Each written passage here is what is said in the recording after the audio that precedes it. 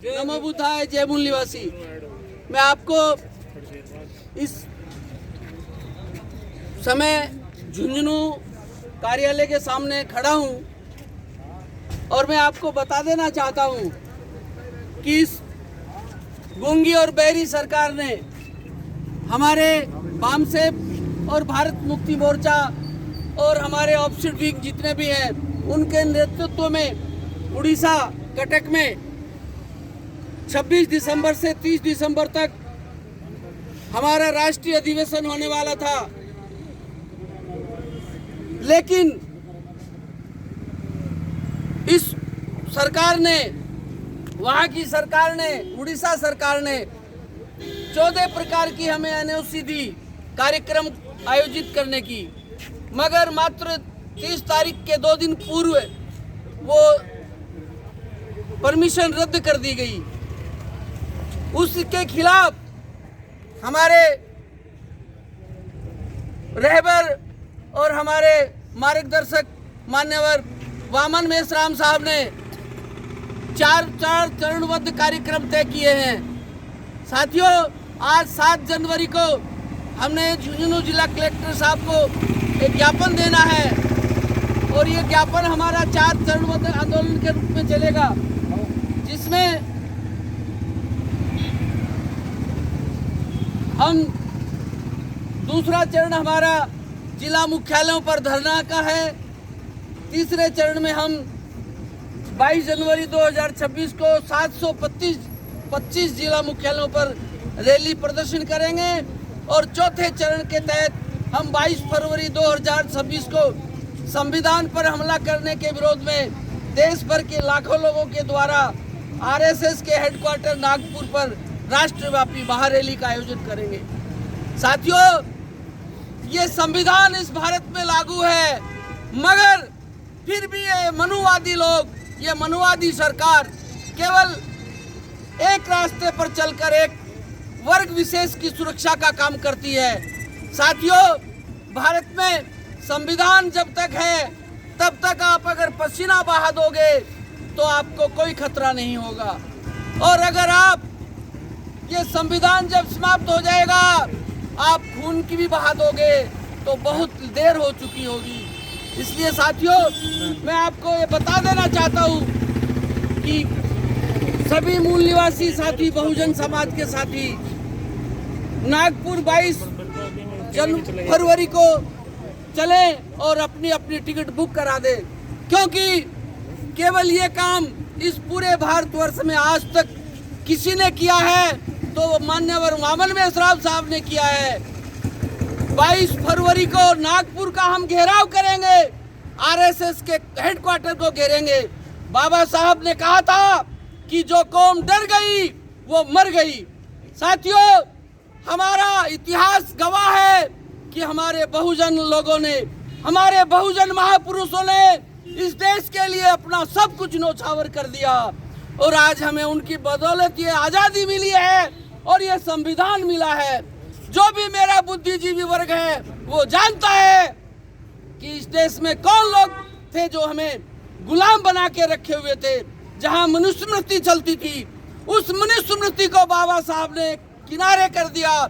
26 जनवरी 1950 को हमारा एक बहुत सुंदर संविधान उन्होंने तैयार किया और कुछ टटपुंजिया लोग जो चवन्नी छाप लोग हैं वो कहते हैं कि बाबा साहब ने संविधान नहीं लिखा।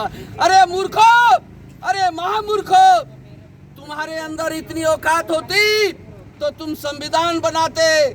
तुमने मनुस्मृति बनाई क्योंकि तुम पाखंडवादी हो, तुम अंधविश्वासी हो, तुम हमारे देश और समाज को बर्बाद करना चाहते हो। इसलिए साथियों, समय रहते हुए हमें इन लोगों से निपटना है और हम 22 फरवरी को नागपुर की ओर कूच करेंगे। इस देश से लाखों लोग, कम से कम 10 से 20 लाख लोगों का नागपुर की ओर कूच होगा। मैं आप सभी को बधाई और साधुवाद देता हूं, आभार प्रकट करता हूं कि आप लोग मेरे छोटे से कहने के बाद इतनी संख्या में उपस्थित हुए। पुनः आपको बधाई और नागपुर की टिकट तैयार कर लीजिए। हम पूरी ताकत और जोश के साथ इस गूंगी बहरी सरकार की नाक में नकेल डालेंगे।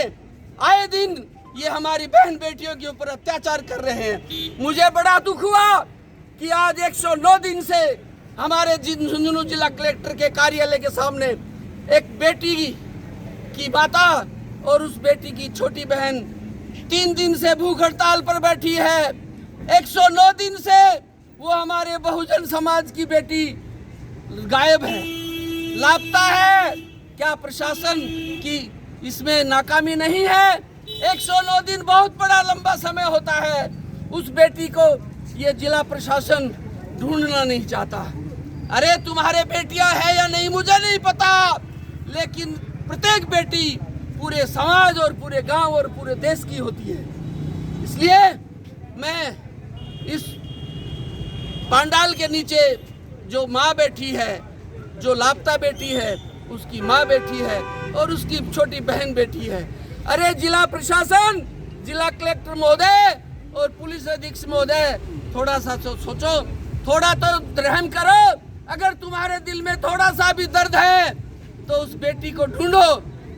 अरे कुत्तों के लिए तुम, किसी नेता का कुत्ता गायब हो जाता है, आप कुत्तों को रात भर में ढूंढ लाते हो, और एक बेटी जो नाबालिग बेटी है उसके साथ न जाने क्या हो रहा होगा।